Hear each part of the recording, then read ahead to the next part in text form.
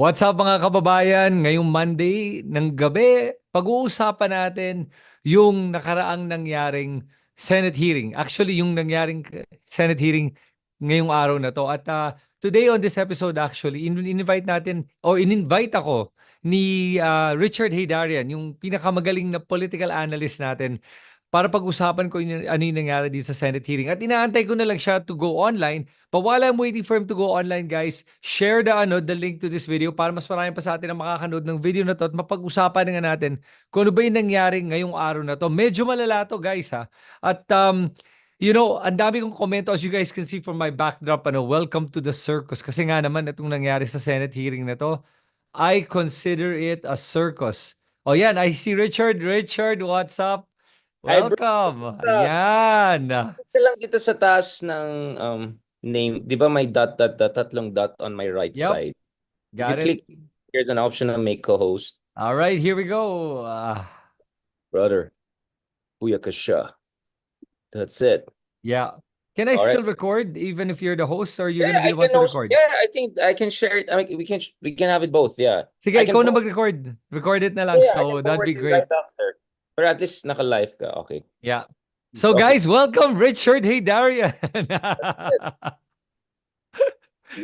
Ito. I need the approve. Ayan. Okay. Excited na mga tao sa ating usapan ngayong araw na to, sir. That's it, brother. Okay. Naka-live. Naka-live na. Okay. Yun. All Let's right. go. We're actually live on mine at least. So I'll read muna sa Okay, I mga think we're comments live na, while we set. bro. Huh? We're live na. We are. We're live on yours as well. Good. This is recording na, brother. All right. Wala nang bawian yan, ha? Parang si Digong, yung mga sinabi niya, hindi na mabawian. Okay, bro, okay, you're gonna carry the water today a bit more than me. For many reasons, because you're the Mr. Hearing expert. No. But let me first start to buhat a little bit my own water plus bangko. Yes, please.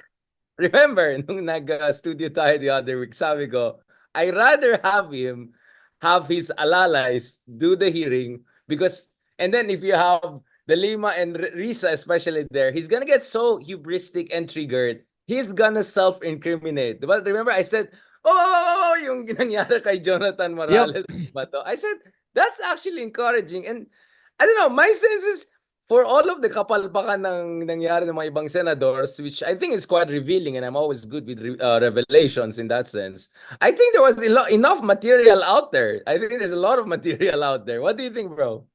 My God, alam mo, from the start pa lang nakikita mo nga how Duterte started eh. Yung una, hindi pa siya nagmumura. Iniiwasan niyang sabihin yung word na patayan, pumatay, mga ganun. At the start, di ba, napansin mo yon. And then, nung naging komportable siya, like you said, doon mo na nakita biglang nag-uumpisa na with medyo the insinuations of killing. And then all out, biglang parang verbal diarrhea. Naglabasan na lahat. And I think we all expected this. Di ba when we were talking about it, I actually made that video talking about it nga na it is exactly like the movie nga, A Few Good Men. And that's exactly what he did. The only difference was I don't know if the DOJ, the Senate, has the balls to be able to say what they need to say na, uy, kasuhan na nyo to. He's asking for it. Siya na nga nagsasabi, bakit di pa ako kinakasuhan hanggang ngayon eh. I think nahihirapan din siya with the fact na hindi pa siya kinakasuhan kasi there's this, it's like a monkey on his back.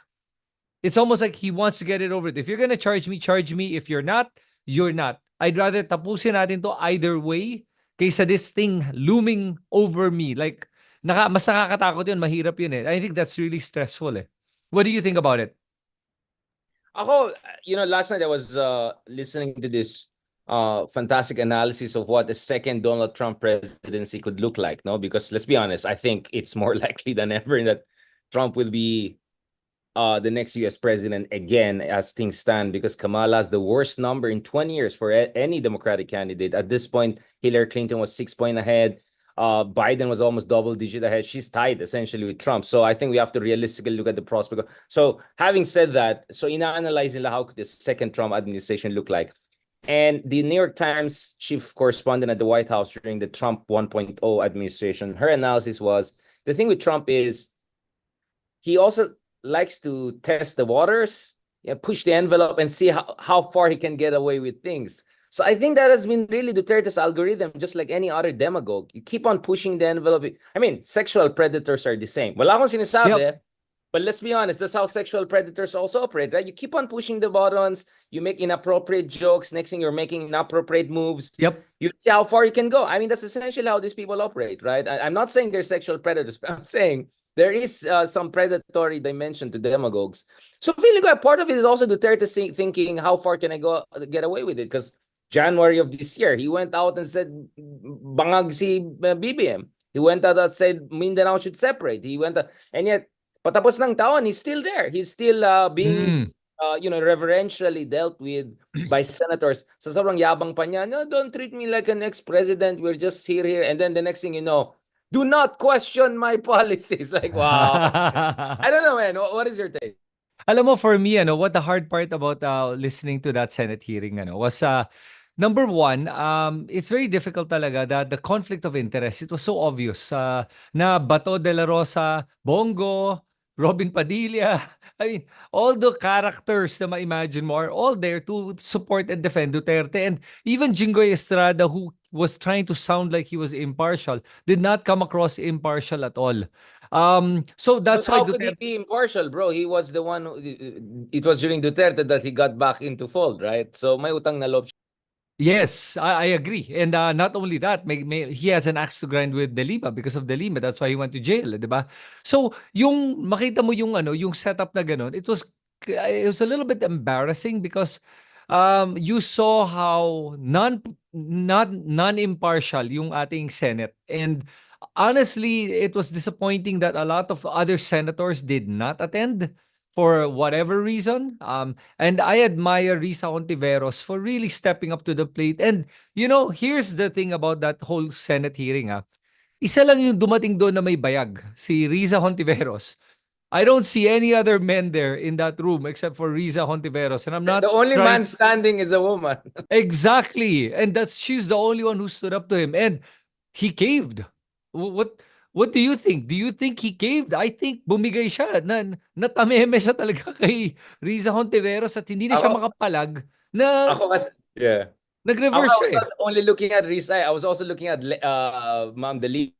You could see na she would raise her eyebrows Yeah. and go eye roll essentially whenever Duterte would do something crazy. No, including boasting about essentially something close to extrajudicial killings, right? Like essentially encourage the criminals to set up themselves for EJK. Essentially, that was what Duterte was saying, diba? Yeah. Bro, what I want to do here is I think we did a good overall picture analysis. Okay. We can get back to it later on, and I think we can look at what's the next step forward with Right. Quadcom, DOJ, ICC.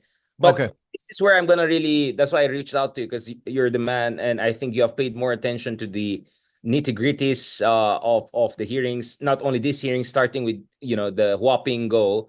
Um, if you were to analyze the hearing over the hours, are you gonna like say let's 2-3 parts? I mean, how do you see the arc of the hearing? Let's break it down in detail.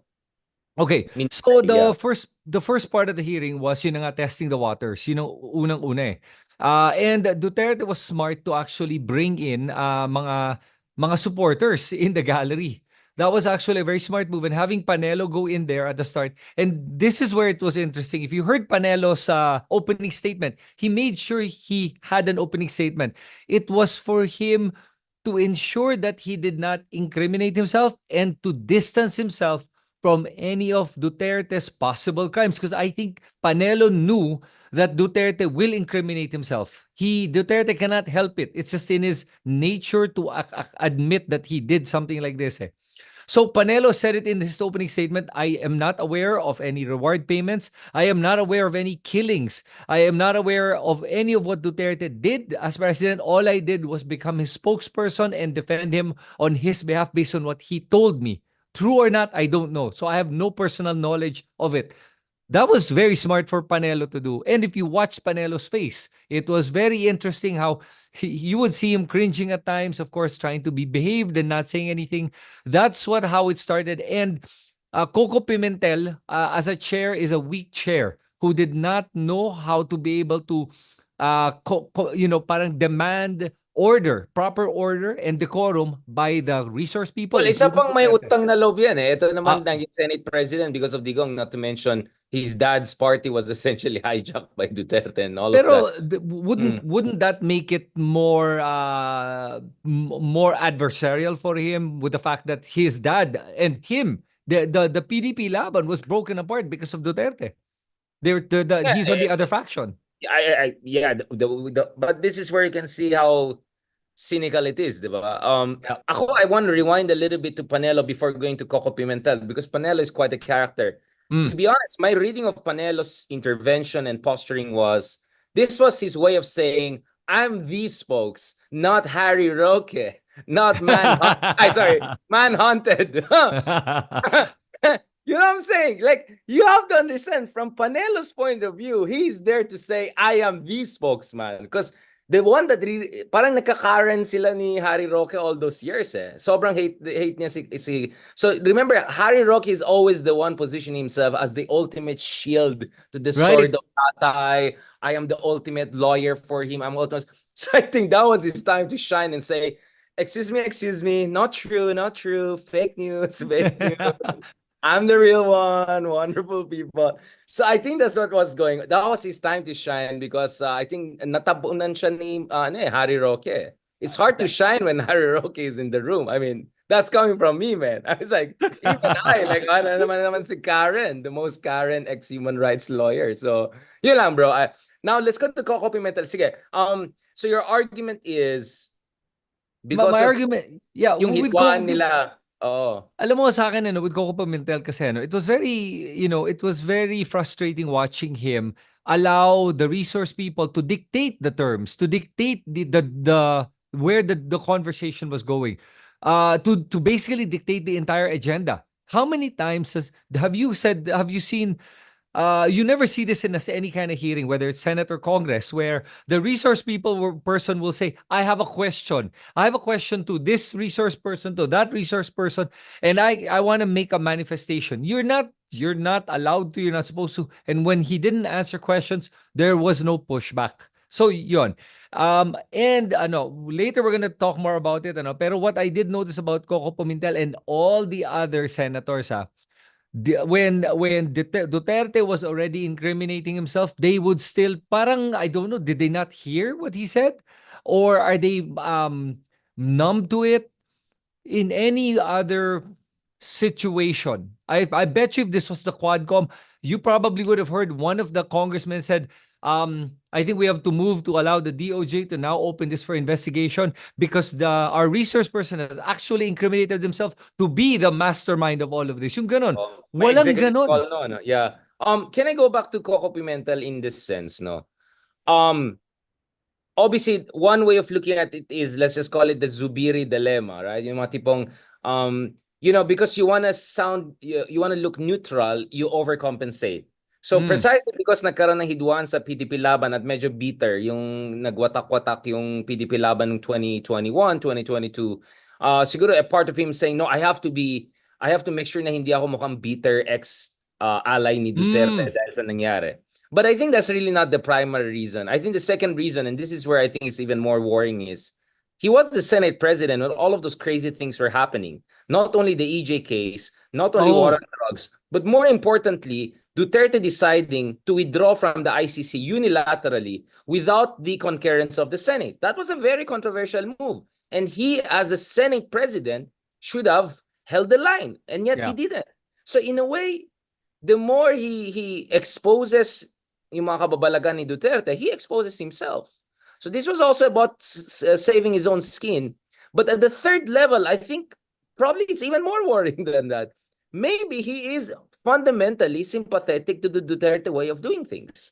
And if you look at it, the time that he was assertive during the hearing was against Risa, right? Oh, He suddenly was yes. assertive when it came to Risa. So I'm not sure he was a wimp overall, as some people say. Actually, I think he was sympathetic to Duterte, not to mention saving his own skin. Yeah. You know what? I just realized you're right there because there were so many times that Risa Hontiveros actually wanted to manifest something and she was not allowed to.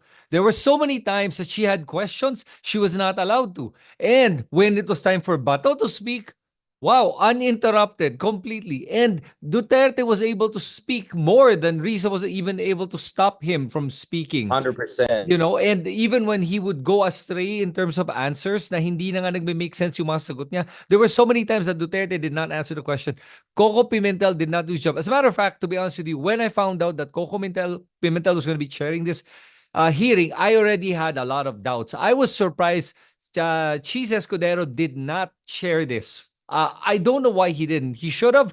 Maybe he was trying to be impartial because he is close to the Marcoses. As he said, he's closer to them than the Dutertes. I don't know what his reason is, but this is I'm there's so much politicking happening in Senate, and there are so many people who don't want to take a stand against the former president. And that's the bottom line here. Nobody wants to take the stand. Everyone wants to be kind of like sitting on the fence, or at least be more sympathetic, using your words, to the president. And you saw that during the entire interpolation from if we're going to talk about Bato de la Rosa, for example, saying, oh, maybe the president, former president, can be allowed to be the one to speak first so he can leave earlier, all of that. Ang dami. Ang dami talagang ang daming mga problematic talaga do sa mga nabanggit ni Duterte at sa pag-chair ni Coco Pimentel. So ito yung first part, no? Pwede natin balikan ito siguro in the future. Wag natin ubusin yung content. No, I'm just kidding. I mean, para sa akin, okay lang talaga nagkakaalaman na kung sino talagang totoong independent. At in this case, to be honest, medyo embarrassing because, di ba, supposedly minority si Coco Pimentel. Supposedly fiscalizer siya. Supposedly siya yung, di ba, tumatayo bilang konsyensya ng minority, etc. Inagaw pa niya yung pwesto ni Risa. It should have been Risa who's the real, Yeah. genuine single opposition there. But for me, it only highlights the fact that yung mga kakampings dyan, yung mga sobrang mobilized ngayon sa Naga, for Lenny, dami nagtatag sa akin. Natutuwa po ako sa inyong volunteerism and all. Sana ma-translate nyo rin yan sa Senate race. Kitang-kita po natin na nag-iisa talaga si Risa. Kawawa si Risa. You know, she's heroic. You can say she's the only one with the, and ko on.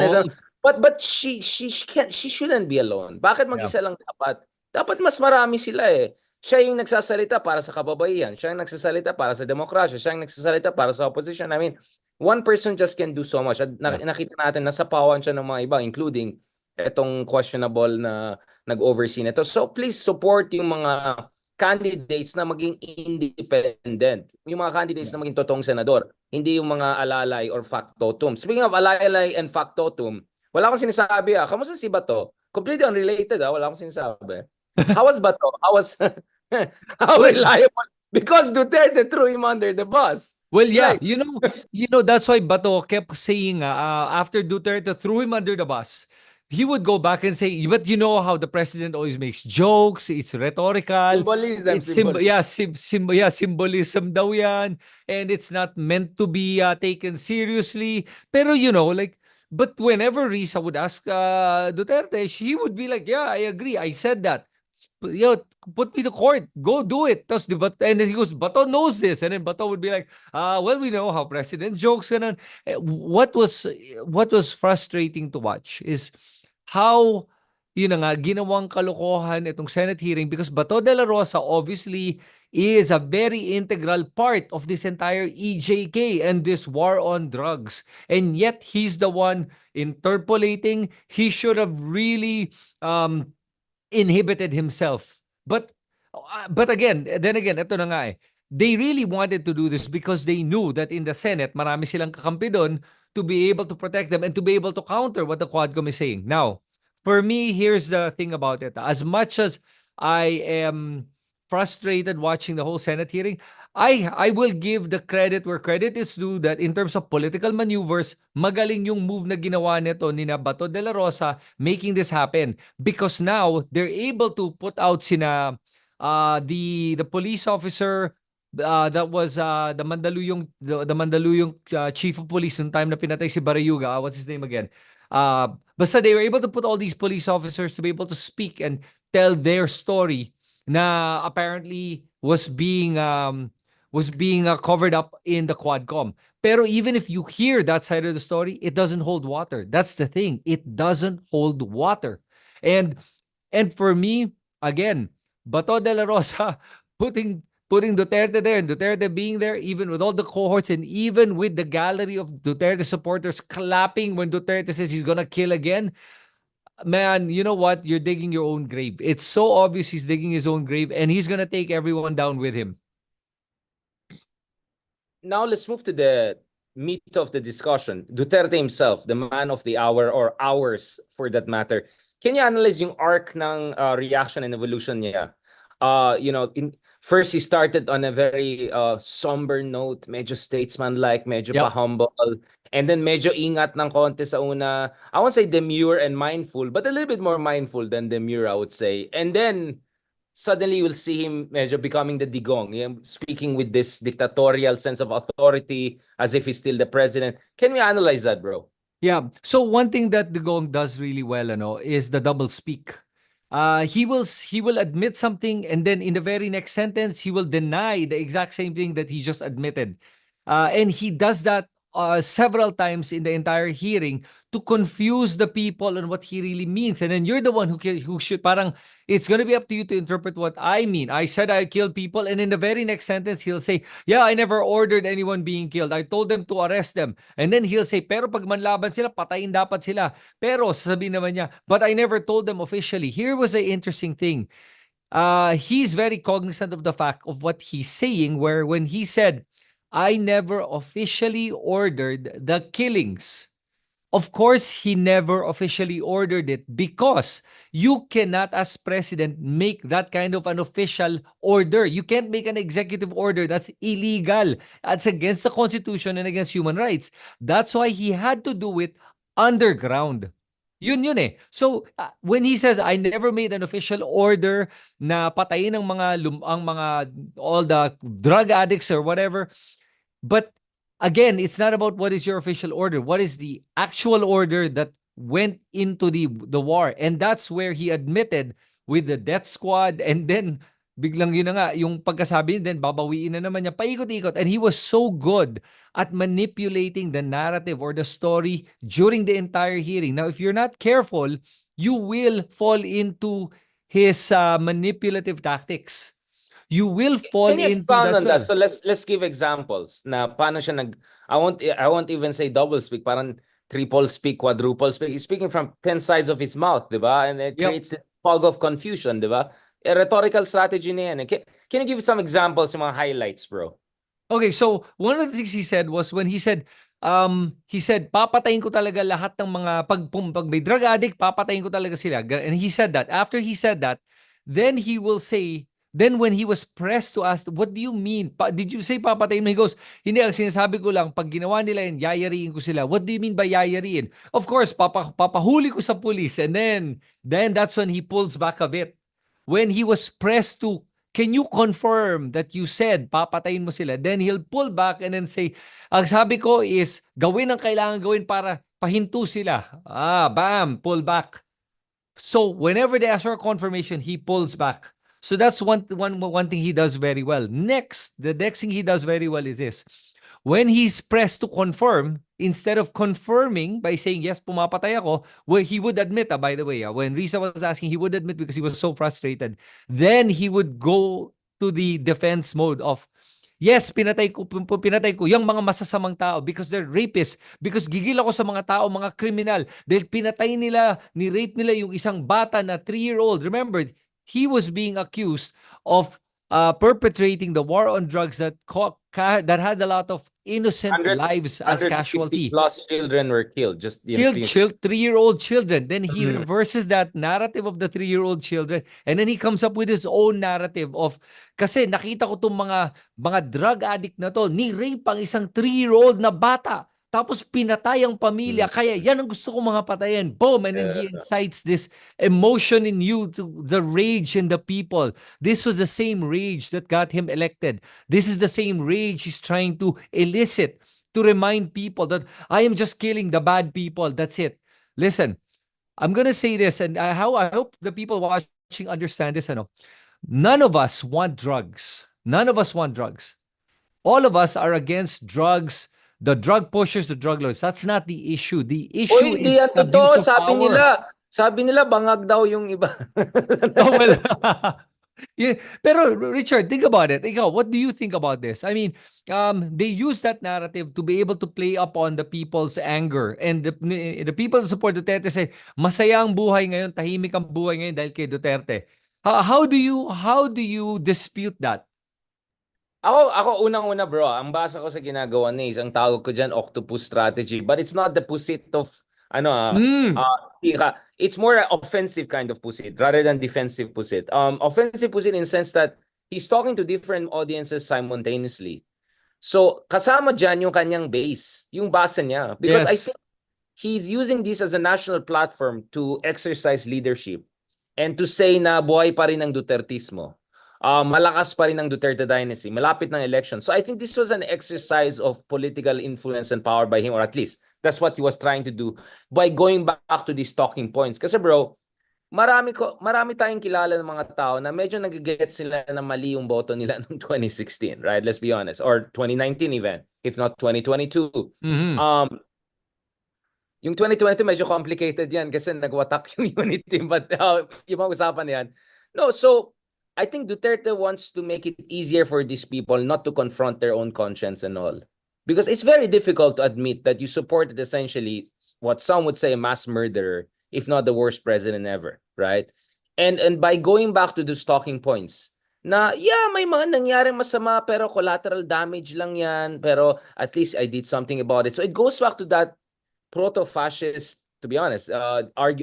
Kasi ang argument ni Umberto Eco, this Italian thinker, was hindi lahat ng fascist ay Hitler, Mussolini, ganon. May mga proto-fascist, yung mga fascism light, if I can use it, I bet that sounds oxymoronic, Okay. na hindi sila all the way fascist na invading other countries and all, but what they share in common is wala silang respeto sa facts, wala silang respeto sa logical argumentation, but most importantly, what they believe in is cult of action.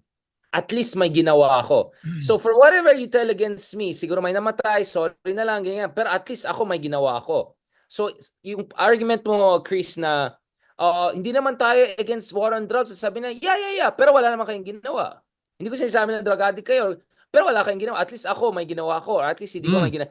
That's quite a strong argument, unfortunately, sure. among yung right-wing populist sections of the society. Kasi Duterte is a social phenomenon eh. Hindi lang siya Yeah. nag-impose. There's really a receptiveness to that cult of action, the idea that at least may ginawa, analysis, paralysis.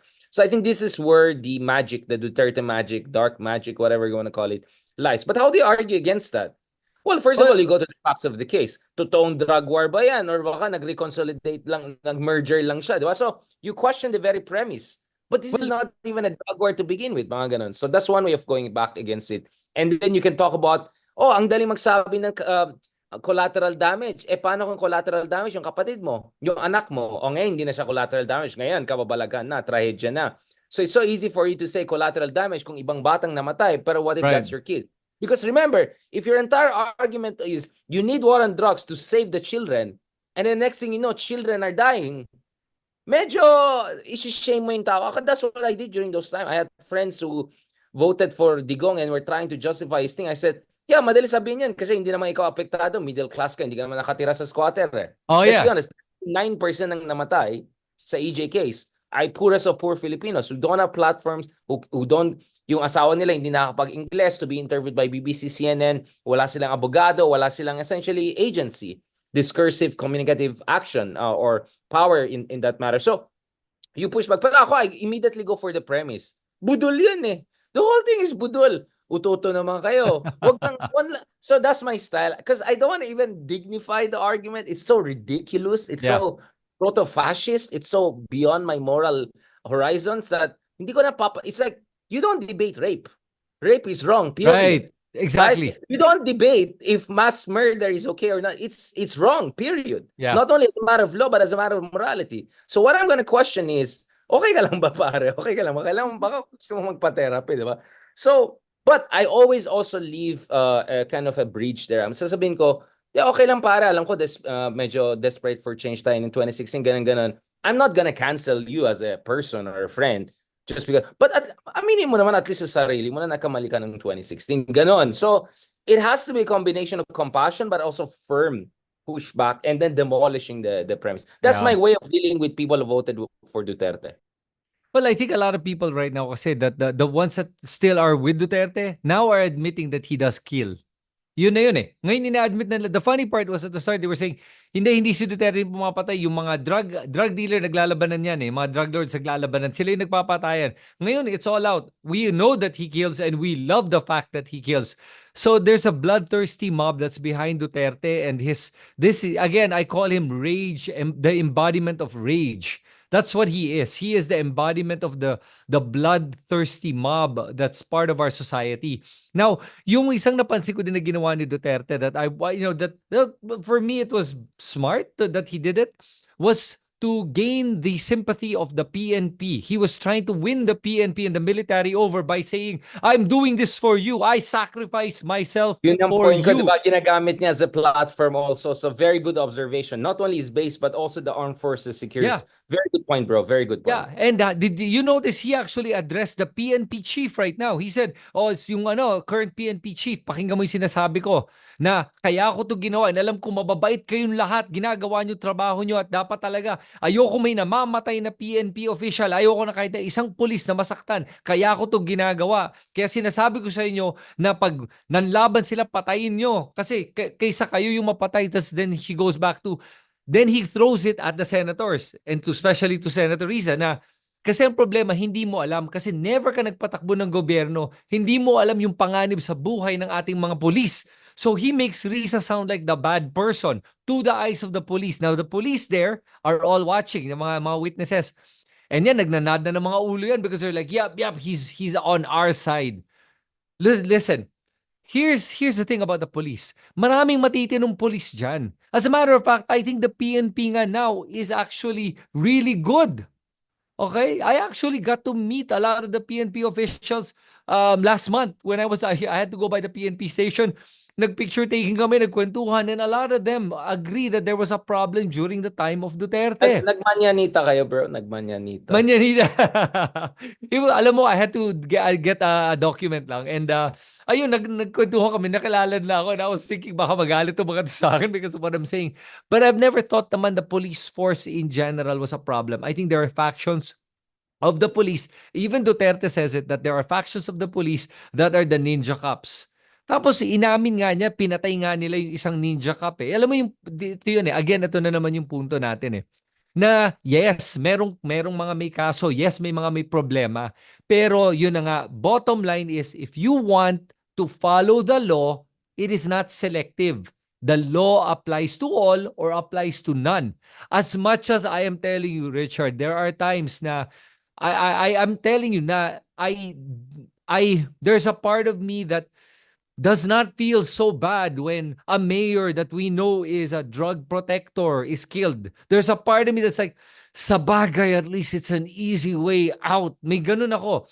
But if I use my logic and unbiased objective reasoning, kailangan the law applies to all or it applies to none. As much as I would prefer na maganda na wala na yan dito. Pero kung ganon, then we live in a world of chaos where strongmen like Duterte, the authoritarian rule, where even Duterte said, I'm going to quote, he said, that is the problem with due process. He said that during the hearing.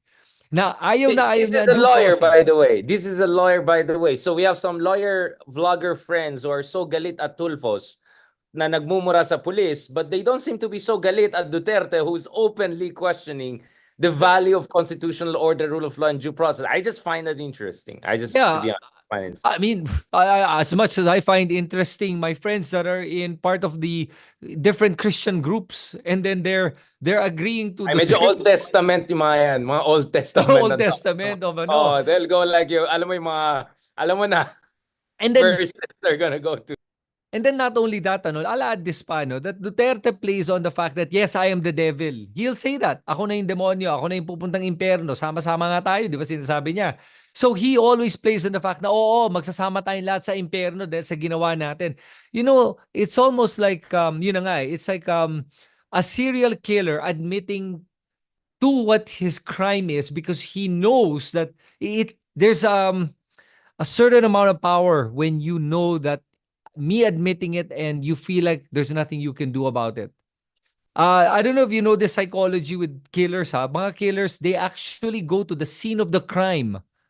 When the police are there investigating, may yellow tape, there's always the big chance na nakatayo sila doon watching the scene of the crime, and it's almost like daring the police, I'm right here and you don't Voyeurist, know. nag-voyeurist. There's a narcissism in sadism, right? There's a Yes. narcissism in sadism. There's definitely psychopathic stuff going on there. But bro, let me add something, Ako, this is where actually I'm suddenly saying, oh nga, no, it cuts both ways kasi he actually used it well for platform. Kaya nga I said the point that he's using it to address his base. But after what you said about the police and military side, I'm actually wondering if he managed to score more points than expose himself. Now, obviously, in any self-respecting functioning democracy, he said enough to end up in jail tomorrow morning, right? And Yep. worse. But we're not in that situation, unfortunately. And then your president is conflict avoidant, not still. But anyway, so in that situation, actually, I'm suddenly worried na baka nga this will serve more as a platform for him, not only to rally his base, but also to remind the police that may blood pact tayo. You know, this is what demagogues do, diba? They Yep. make their subsidiaries do so many crazy things that they end up having no choice but to stick with them. Because like, I mean, it's kind of mafioso, right? It's like, Yep. there's no way back now. Like you have done. So if you want to go clean now, it's too late, my friends. So your only way to move on is just not to go back anymore, right? And unfortunately, the Philippines has a long history of that. Look at the martial law atrocities. There Yeah. were so many people involved, including judges and people in the legal profession. Lahat sila they have blood on their hands. Eh. So there was just eventually an agreement na wag na natin balikan kasi everyone has a skeleton in that closet, in that closet of martial law. So I think Duterte would want something similar to happen, which is lahat kayo damay-damay na to. So wag na natin balikan. Walang But malinis sa atin. yeah, So pero that's his strategy. That's his but strategy. yeah, but then again, remember he said na nga, he would offer himself as the sacrificial lamb. He would say Charot that. na yan. See, Ganun lang. again, proto-fascism is about the Führer as the leader, hero, blah, blah, Yes. ganon. And then the next thing you know, nilaglag niya si Bato, nilaglag niya. Like, it's part of the theatrics. It's very theatrical. You know, it's always about, I will die for my country, ganon. Tapos may konting ano lang, ayoko na, yung mga ganon. Like, Yeah. this is also part of their theatrics. Buti pa si Trump, I mean, in a sense that he showed real courage under horrible assassination attempt, right? Duterte was never tested. So we really don't know if this guy is courageous. If we were to believe Trillanes, duwag na tao to. Actually, nagyayabang lang yan kasi duwag yan sa totoong buhay. So I don't know. I cannot vouch for his courage. Yeah. Well, for me kasi classic bullies are cowards. Bullies don't like people standing up to them. That's why they pick on the weak. That's why they pick on the ones sa walang laban. Yan ang classic bully. Kasi pag may humarap sa kanila may laban, they cower. And you saw how he cowered under the pressure of Risa Hontiveros. Kasi pumalag si Risa. Hindi lang pumalag, binara siya hanggang naparises tuloy at nasuspend yung hearing. Dahil Yun sabi, na eh. nakita natin lahat. Nakita mo yun, di ba? Risa is the only one who fought Nag, back really strong. Yeah. nag-time out talaga si Duterte doon. Is it okay if I get a time out? Talagang di niya alam kung at saka halos nag-apologize siya kay Risa. Of course, that was a ploy to gain a little bit of leeway para kumalma si Risa and not be so harsh because parang, I gave you something, Risa. Balikan mo naman ako ng konting being nice, be nice naman to me. But Risa, thank God, doesn't fall for that and Yeah, she bumanat pa rin doesn't ng fall for bumanat. that. Okay, bro, now let's go to the next word. Sorry if because you have so much good content, right? So what I'm trying is to get the most out of it, for the purpose of our audience. Now let's break down the two ladies, the Okay. only courageous person in the room. Wow. No offense, Leila de Lima and Riza Ontiveros. Yeah. I mean, it's amazing that Duterte is just next to Leila de Lima and Chel Jokno, right? Yep. That just tells you how crazy dramatic this situation was, right? That was the first thing I saw about the hearing. Oh my God, they're on the same row table, whatever. Can you first analyze Leila de Lima and then we go back to Riza? How do you see their performance, their intervention, their demeanor, their predisposition or disposition? Alam mo, I really felt bad for De Lima. She was put on the spot.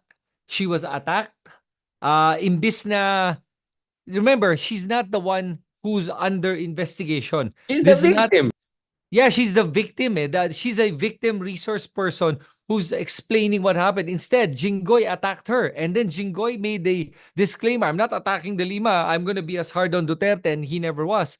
So I felt bad for De Lima because she was put on the spot on several occasions.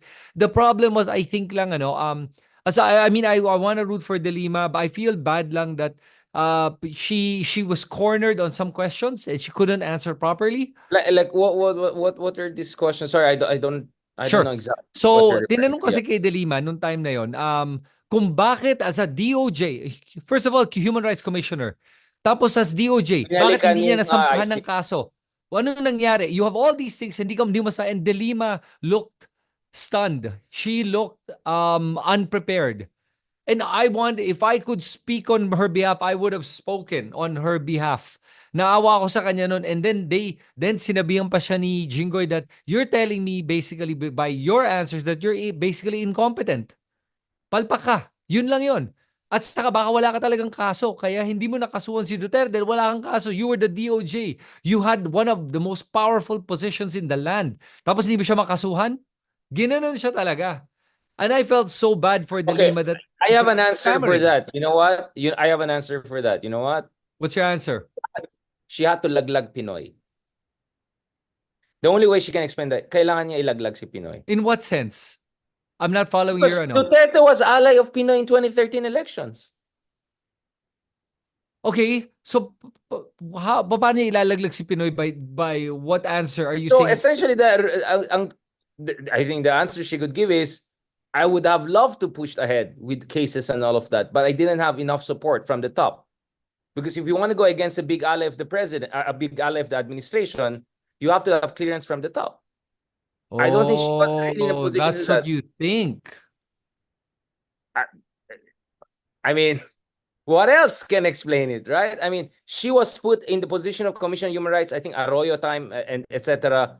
That's the call of the president. She became DOJ secretary. That's the call of the president. Also, Mhm. Digong was a key ally in 2013. Look at the pictures in 2013 elections. Mar Rojas, Digong, Pinoy, all of them. Kaya nga Wow. yung Digong Dilaw, Duwag, yung mga ganyan. Right. It comes from that. No, I don't want to say more because I probably Ronald Llamas should have to answer this because he worked. Right. You're right. Oo But nga pala, Ronald Llamas my would point know. is, she was a DOJ, but for her to go after such big targets, she had to have clearance from the very top. Now, I'm not saying that the late president, with all due respect, I'm not saying that the late president was okay with what, I'm just saying probably had other priorities na choose your battles. Kasi, aminin natin, pag president ka ng Pilipinas, ang dami mong kalaban. So Yep. siguro hindi ganun ka-priority si Digong. Dahil si That Arroyo time. yung priority. Dahil si Erap Yep. yung kalaban. Dahil si Jinggoy ganun. So now I'm trying to be fair also to dun sa yumaon natin na presidente. That doesn't mean I'm okay with what happened. Obviously, in an ideal situation, she should have got the full support of the president to go all the way. This is the same DOJ secretary that went after one of the most influential religious groups in the country. So much so Yes. that EDSA was shut down in 2015. I remember very well. So yeah, I'm just telling you how things work, brother. There's no way you can go after a kingpin like Digong if you don't have full support and clearance from the top. At the end of the day, the DOJ secretary serves at the pleasure of the president. It's the same reason why when I say, will BBM really give the clearance for the current DOJ to go after X, Y, and Z? At the end of the day, the call should come from the president, brother. And my feel is, kaya hindi talaga makasagot si De Lima eh. Kasi she would effectively say, I didn't have enough support from my president back then. And then, of course, that could open a can of worms. So, Right. ang hirap nun eh. So, yeah, I rather defend her for good reasons than to assume she really didn't know how to answer. I think she refused to go down that line because it would open up a can of worms. I don't know if you listened to Ronald Llamas. He said there was a reason why he disappeared for a while. I think he had an agreement not to talk at least Yes. one buhay pa si because again, no president is, I'm not saying this to say Aquino was this. No, actually I think he was relatively among our better presidents, if not the best, some would say. But my limitation talaga each administration, and if I were to be a little bit harsher on that, there were things that should have been done that were not done, including disqualifying Digong from running for the president to begin with. Again, that was on that administration. So I think if you were to talk to De Lima in private, I'm not saying that's what she tells me, that you're gonna get a proper answer. But she cannot give it. But you're absolutely right. She should have been prepared for that question because that's the line of attack. Ako naman, Yeah. if I would have been Bardagulan to say, oh, you want to talk about baseless accusations and not doing something? What about me who served? She should have done that. She should have gone like, oh, what about me who was 6 years in jail? They had no case against me. What did you do? But I don't know. I don't think she was in that state of mind. Kaya nga I want the feisty De Lima to come back eh. Yeah. Masyado siya Mandela ngayon. Like, I want the young, Actually, yeah. I don't know. alam mo yung I hope hindi magalit yung mga kaibigan natin dyan. I'm just being very honest about my take. I think that's really what happened, brother. no, with De Lima, alam mo bro, it's like this eh. Yung nangyari sa kanya kasi being incarcerated for 7 years, 6 years or 7 years, mga 7 years yun eh. Almost 7 years, brother. Man, that does a lot to your soul. That is soul crushing. That is, ang hirap bumangon doon. For her to even rise up, I admire her so much because ang hirap bumangon sa ganyang klaseng pinagdaanan mo where the law, okay, the law failed you. The law that you swore to protect is a very law that failed you. You play by the rules when the other party doesn't. That's the hard part. You're playing with a set of rules that the other party is not playing. That was the problem with De Lima. And because she was so broken because of that, that's why this is a different De Lima from the De Lima of the DOJ. If you watch a tape of her during time of DOJ, matapang yan. Ngayon, nawala siya ng pangil, ng Ako konti. naman, bro. Okay, again, let me push back again. I hope I'm not being biased because, the senator is a good friend of that. Ako, I'm just trying to be fair in the sense of from what I know. Ang understanding ko, bro, is for her to survive that crazy situation during Digong, she had to create new layers to her state of mind. Mm, But parang right. lasagna yan eh. Kahit nilagay mo ng new layers, andun pa rin yung core eh. Yeah. You know what I'm saying? I think the core is still there. She just has to reach back and bring back again that side. I don't think mawawala completely yan eh. I Yeah. think she's the kind of person who has a strong core. She just has to climb back. But I think the reason nangyari, again, I really like, kaya nga gusto ko itong systematic breakdown eh. Rather than just ephemeral, generic, impressionistic analysis. I really appreciate your point on that. Ako feeling ko, she was not prepared for it because she thought this is a vindication, reflective, introspective hearing. She didn't know it's still the same war that the DDS type senators are still gonna prosecute and relitigate the case. So she went there without the gun. She thought this is a peace negotiation. She didn't realize she walked into the room and everyone still had their guns. Yep. So in that sense, you're right that she was caught off guard. But my point is, for her to take out the gun, she had to laglag some people that I think she was not. So you're absolutely right. I'm just saying there's there's a fuller angle to this situation. It's not Okay. just incompetent or lack of preparation. It's just that she came in with not with the right state of mind, probably, in a sense that she trusted in the Senate to grow up and do its job, and apparently in Yeah. there. So she didn't bring her guns to the fight, thinking this is a peace negotiation.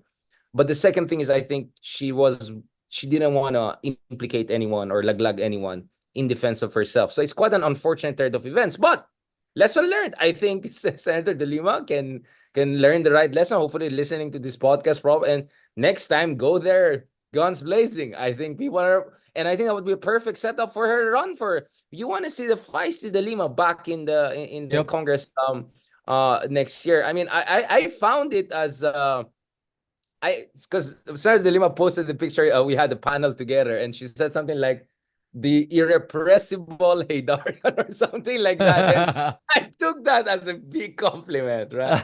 So let me return that favor to Ma'am. We want to see also the irrepressible, like talagang bardagulan version of you. Now, bro, let's talk about Risa Hontiveros naman. How do you think she started the intervention? How did it evolve? And then how ano yung arc niya? Okay, so with Risa, alam mo, before even the Senate hearing happened, people were asking her, Ma'am, are you ready for, are you looking forward to this? And she goes, no, I'm not. I'm not looking forward to facing off with Duterte. I love her honesty. That seriously, this is stressful, this kind of situation. You're faced against a person, a psychopath, that is willing to kill. Okay? I mean, how do you face that? Your own safety is on the line. for her to walk in understanding that this is a stressful situation and I am still going to do it, that tells me how courageous she is. She didn't mask it and say, kayang-kaya ko to. She walked in there and I could sense that she was also nervous. She was trying to hold herself together. And plus, with all the cohorts of Duterte there beside her, cheering Duterte on, and yet she stood her ground. But she was very respectful of the chair, knowing that she's not the chair of the committee. I love the fact that she was respectful of the process. She was not overbearing. She allowed everyone to speak and have their turn.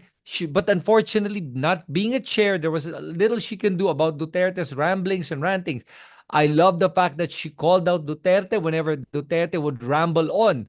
And even when Duterte kind of tried to do the gaslighting trick that he always does and says to Risa, Ma'am, you're rambling. No, no, no, excuse me. You're the one rambling. Maganda yung ginagawa niya. And yun na nakikita mo talaga yung tapang ni Risa Hontiveros na nagustuhan ko at handa siya. Handa siya at nakikinig siya. At hindi lang yun. Hindi siya pumayag that Duterte will be allowed to say those statements and get away with it. She would say, put it on record that the former president said it. Put it on record that he said na pumatay siya. Put it on record na inaamin niya na nagbigay, he admitted to giving money and yet he retracted it. He admitted to killing and then he retracted. He admitted to a death squad several times. He had even said there are 7 people in the death squad. He said, hindi ko kinuha sa police yung death squad. Kinuha ko yan outside of the police. Mga gangsters ang kinuha ko. Then she goes, let it be put on record that Duterte said that. Buti ginawa niya because no other senator did that. And that's what I admire about Risa Hontiveros is that when she's on you, she's got you. She's not gonna let go. I don't care how much you shake and then you whimper and whine and then kind of beg for a little bit of leniency. She's still not gonna let go.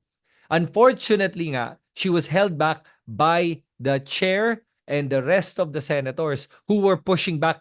So kinakalaban niya hindi Which lang si was a given, Duterte. right? That was that was a structural constraint, no? Ako, if I were to use, sorry, medyo UFC this weekend was really wild. I mean, if the Lima problem was that she went there thinking it's just boxing or wrestling, next thing you know, it's an MMA, right? Right. So she was caught off guard a little bit, but I'm sure she can fix it in the next fight, and she's gonna do very well because I have a lot of confidence in her feisty side. She just Risa naman went there with an injury, essentially being prevented from fully, Right. May expressing handicap. herself. But despite having that handicap, I think she punched enough, and she took the other side down in, like, you know what I'm saying, enough of jiu-jitsu there to score Yep. enough points. So I think kudos to Riza for making the most out of the structural limitations that she had in terms of exposing Duterte. Because I'm looking at the highlights pa lang, I think Duterte has just said enough. So tomorrow I'll have Justice Carpy to break down the legal implications of this. Like, hello ICC, baka makinig kayo sa amin. And Quadcom, of course. Now, how do you think the closing part of this hearing was towards the end? If you're gonna look at the last 10-15 minutes or so, how do you think it ended? Like bitin, cliffhanger, sabog. I mean, what do you think? Or just enough, I think, was out there to set the tone for the Quadcom and the real guys to come in. Yeah. So here was the thing about how that Senate hearing ended. They kept apologizing to Duterte about the time and then saying, and then Duterte would say, no, I want to stay here. Tapusin natin to. Hanggang bukas tayo dito. Kahit gabi, I'll stay until bukas. Pabalikin niyo ako. Talagang tapusin. And they would like, hindi na po. Late na rin po. Sige na po. Pwede na kayo umalis. And he didn't want to leave. That was the thing. So for me, that it's almost like he was saying, ano pa, may papalag pa ba? Wala na. It's like, yun na nga parang hamon to, I want to have the last say. Until talaga sinabi, sir, wala na po, alis na po kayo.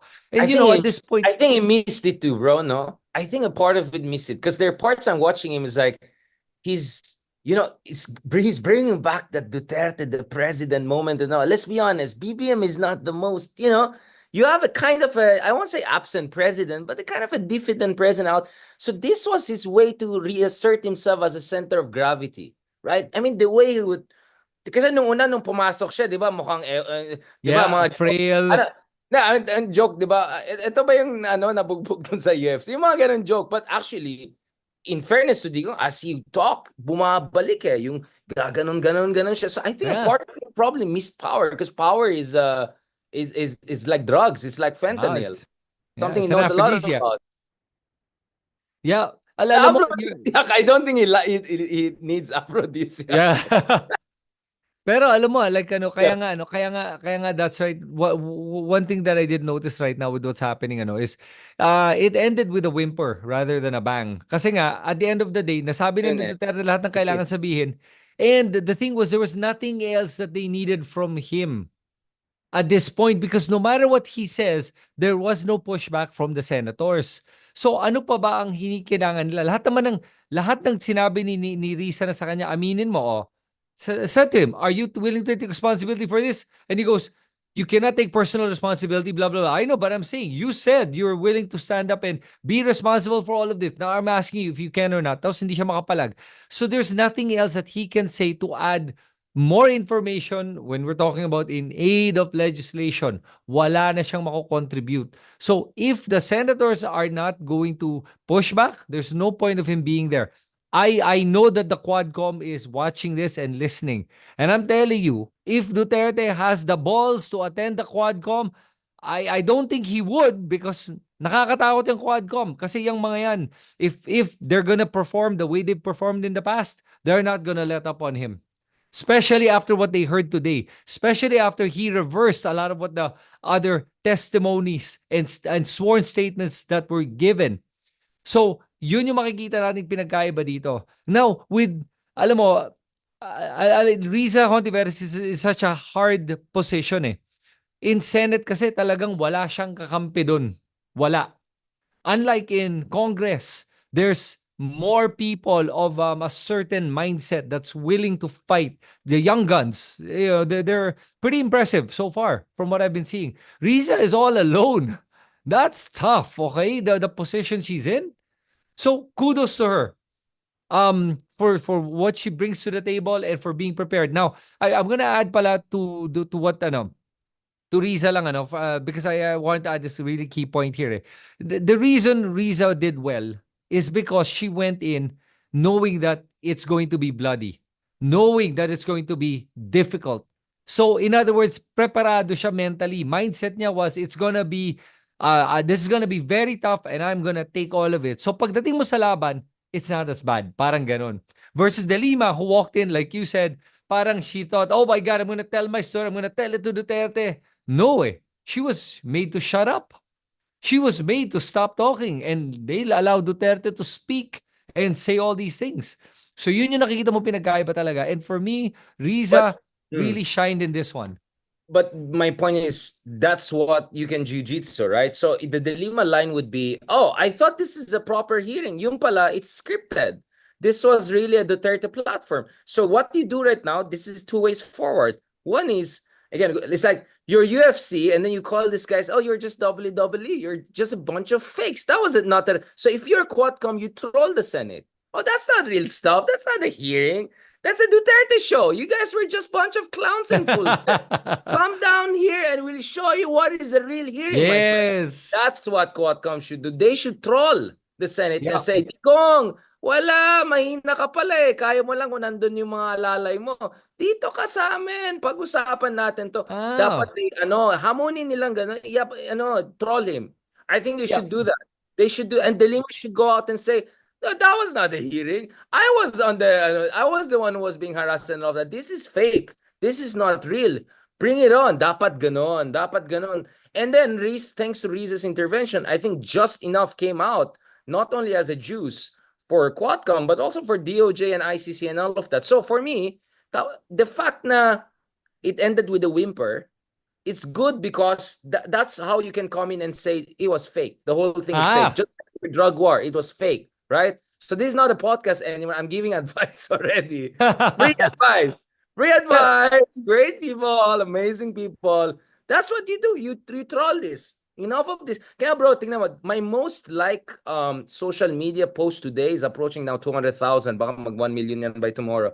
It's not my videos of Digong. It's not all of these things I posted and I felt are more interesting. It's when I said, question, is this the worst Senate ever? So that's a very strong. Now, the whole thing was fake. The whole thing was fake. Now, that's not a legit hearing. So, Digong, kung talaga matapang ka, come to a legit hearing. But thanks to that hearing, quote unquote, the same way that Polvoronic hearing with Jonathan Morales, I think there was still just enough juice out there, right? Just Yeah. enough beef out there to make something there. So actually, again, maybe I'm just no, I don't think I'm being over optimistic. I think there's something to get out of this. I think there's just enough for Quadcom and all. So my advice to Quadcom is troll the Senate. And I know deep inside you think you're more deserving to be in Senate. And I cannot disagree. I cannot disagree. I think there are a lot of congressmen that I rather see in Senate, and there are a lot of Yep. senators there I rather, well, not see, period. Whatever, di ba? You So know, that's how I read it. That's my advice actually to people who want to do the right thing. yeah. And I want to add, based on that sentiment, this is really actually good na nangyayari to ngayon, because now nakikita mo what the problem with voting by popularity is. Senate is a vote for popularity. And therefore, you see that popularity does not equate to proper legislators. And then you see the main difference when somebody is voted based on their popularity based versus somebody who's voted based on their constituents, the people that know them, the people that really understand this is my representative, and it's a smaller group. It's easier to be able to let people see who you are and people to vote for you.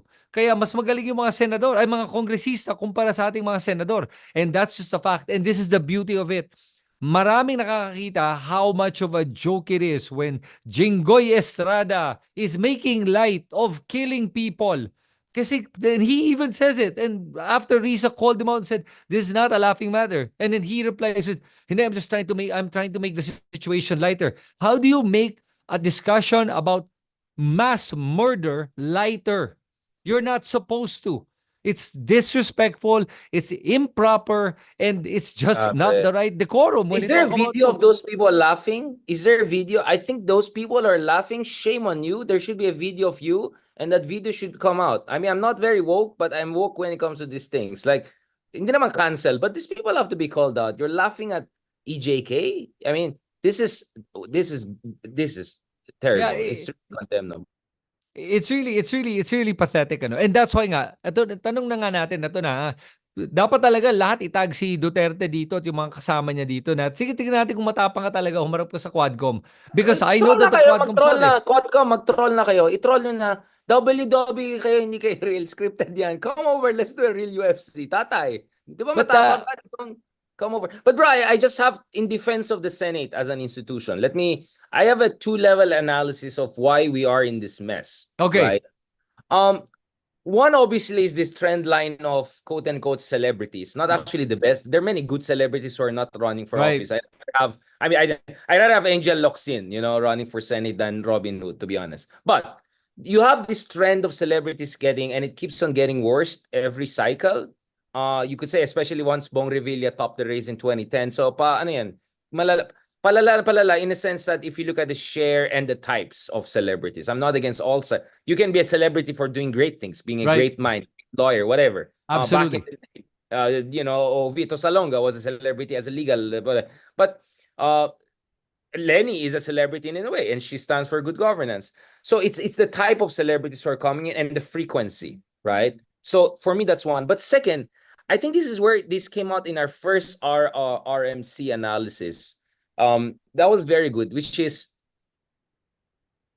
historically, because a senator is supposed to be a national level figure, meaning presidential down the road, ang taas ng expectations sa'yo.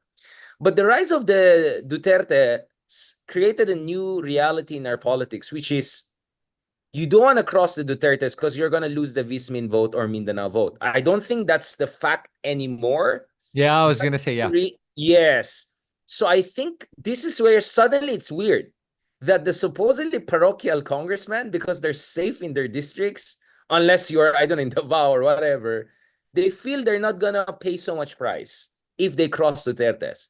While senators who are competing on a national level, you cannot lose 15-20% of the voter base. Again, my advice to a lot of senators, don't be too scared. I don't think Duterte has the same hold they used to have, but I understand if they have that fear. I'll give you an example. The biggest reason why BBM's numbers approvals went so low from 70 plus to 50 plus is because he's only 20% plus in Mindanao. So he had a huge hemorrhage in Mindanao. So I think a lot of senators are scared. And I'll tell you what, Senate race from number 7 onwards, number to 25, it's very close fight there. So it's not about losing Mindanao, it's losing few thousand, and you can lose the top 12 magic.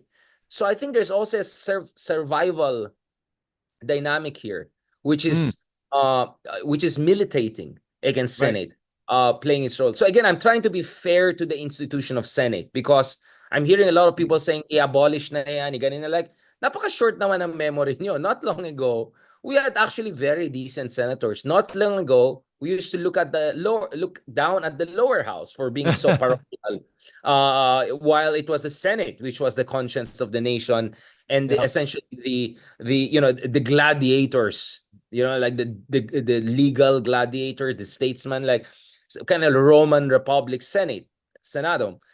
But I think this dynamics, I said, the celebritization of Philippine politics plus the Duterte Vismin fear factor that you might lose a huge chunk explains everything. The reason I realize that is also it's how I analyze the Republican Party. Trump is there not because he has the support of 90%, it's because he has a solid 25-30%, and everyone else is scared at him because he'll use that 30% to smash down everyone. That's how he beat everyone. So actually what we're seeing with demagogues from Trump to Duterte is this phenomenon whereby you have a supercharged plurality that you can use to create a majority. And not only majority, almost essentially universal support in certain base. So Yeah. this is the dynamic I see as a political. But just a side note, bro, maybe I don't know. One thing I found very interesting is a lot of people are solid pro Lenny, and they're even more solid pro Trump. That's wild, bro. Like that's wild. I mean, I know what they say. Like, oh, because both are Catholic values, both are like blah blah blah. But um Wow. I didn't expect that. I'm not sure that really convinces me, to be honest, because Lenny stands for anything but right-wing strongman Yeah. leadership, right? And yet, look at it. I posted something about that. Tignan mo yung mga responses. Sana mag-research ka, mag-ganon ka. Me being me, like, yeah, I research more than all of you combined. But going back, and I said it's a rhetorical question. It's really what? Ang dami ganun, bro. And then there's another level of argument, parang US kasi sa ganitong situation yan needs a Trump, while Philippines, kasi it's like a situational argument, parang situational romance na but for me, hindi, it doesn't fly. It doesn't fly. I mean, I'm critical of Kamala not reaching out enough to Catholic vote. I know that, a lot of wokeism is alienating a lot of conservatives, including Catholics. I know that, she didn't reach out enough. I mean, I can go on and on about it, but kaya sabi ko, parang ikaw, how do you understand pro Lenny tapos pro Trump? Like super pro Trump. Like I'm actually super. surprised. I did not expect that. That's There why are a lot of them, I'm a bit brother. I mean, puzzled. I'll forward you my link. Ang dami nag-comment na trigger. Sige nga, But I'd love to ang see dami nila, that brother. dynamic. It's a sociological phenomenon. It's a puzzle. I mean, I know why, but whatever. It's like I don't want to answer kasi para akong delima, baka mapahamak ako pag sinagot ko ng gusto. One day I will be confident. After elections, I think Trump is gonna win. So after elections, I'll explain why. But for now, I'm telling Chris, there are like wild things out there that really interest me intellectually. Like Grabe super ah. pro Trump, super pro Lenny. It's like, what? Wow. Like, wait, what? I'm You telling you, know, bro. I'll tell you. Pag-usapan like, natin next time siguro. yeah, Sige. pwede, no? I'd love to see that. Send that to me later, ah. Sige. So, okay, so go ahead. So, where were we? So, you were saying, No, we're towards the end now, but our point is moving forward, right? So I think so, ang ganda ng point natin na I think Quadcom should troll Senate and say that was fake WWE. Let's go real MMA if duwag ka digong aminin mo at least. yeah, And then second, I think DOJ and ICC should gather whatever evidence they can. I think there was enough material out there if they really want to do their job. And three, I think the Lima especially should have learned. I think she learned her lesson from there. Next time, go there with the bazooka, and yep, use that as your platform to run. And last point, fourth point, what most important for me is what happened to Riza is exactly why you need more Rizas in Senate. Riza is a yep, superwoman, but she's up against Injustice League. There's just so much that one Wow. senator can do. I'm just saying. So Yeah. that's a lesson for folks. I see a lot of volunteerism in Naga, a lot of pink movement, again, mobilizing for good. But, as there's no but. And we also have to make sure we have the good leaders on top, grassroots and then on top. So sana, this is an eye-opener for everyone. Not only about Duterte's alleged crimes, but also about what should be done moving forward. Kasi what Yep. I don't want is this cynicism, ay wala na, tapos ng laban. No, actually, I think there's enough there for us to move forward.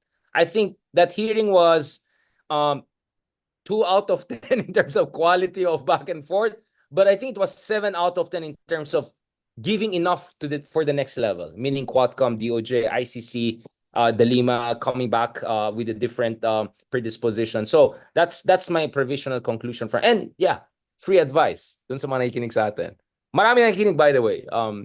Thank you, bro. That was fantastic. Let's do this more. Every time there's a major hearing, let's do it analytically, step by step. And because in fairness, brother, I think of all bloggers out there, the stuff I've seen from you is the most detailed and systematic in terms of breaking down the hearings.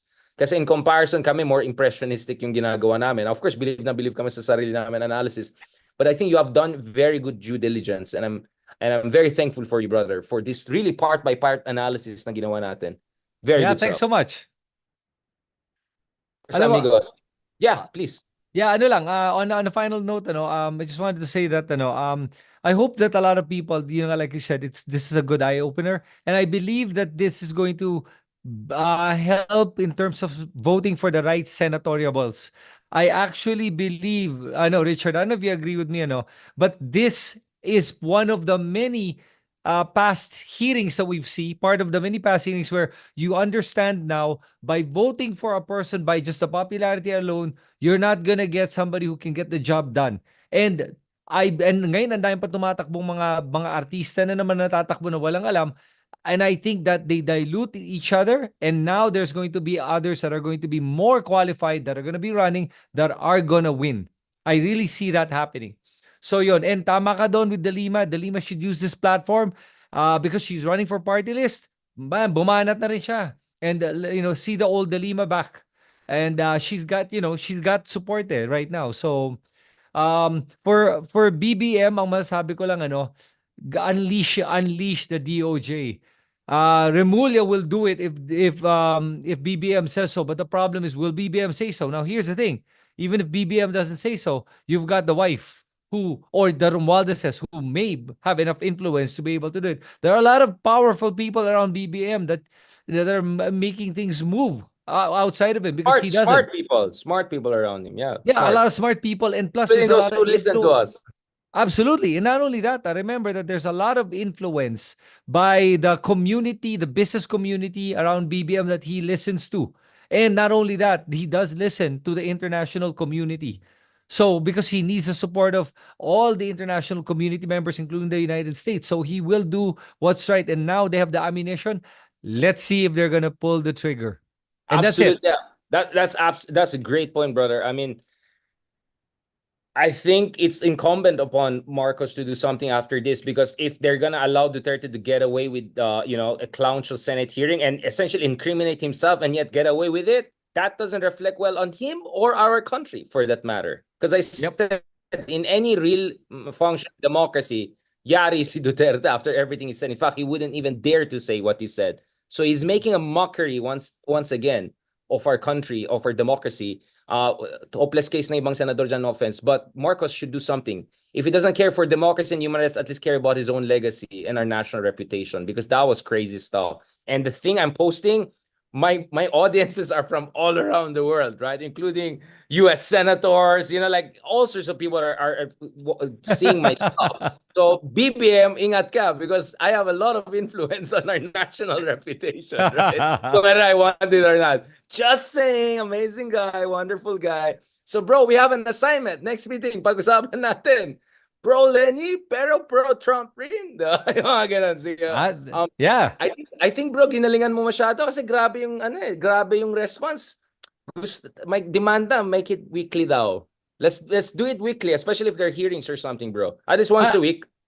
I'm game. Let's start this once a week. Yeah, let's do an RNC once a week. And if ever crazy hearings, we can do more than once a week. In addition to Absolutely. other collaborations, obviously, we'll talk about more elections as election comes in, and more than happy to accompany you a day in the life of a counselor in the making. Chris Stan, booyaka siya. More power to you, brother. That was fantastic. I really enjoyed it. I have no regrets reaching out to you. And by the way, tomorrow we will have naman Justice Carpy to discuss the legal aspects. So we're gonna do a lot of coverage of this. Digong, hindi pa tapos ang usapan. God bless, bro. Talk to you soon. Take care. Okay, bye-bye. Galing, galing. I'll forward